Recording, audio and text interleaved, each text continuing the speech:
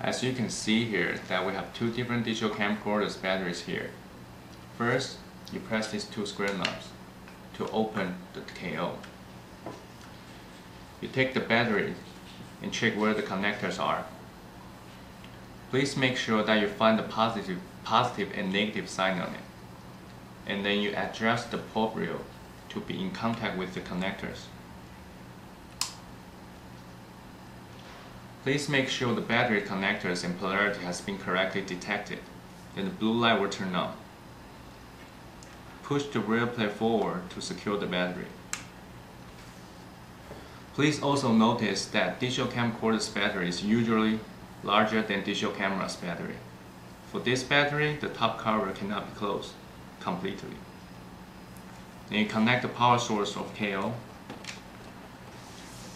The red light indicates discharging. 还可以了。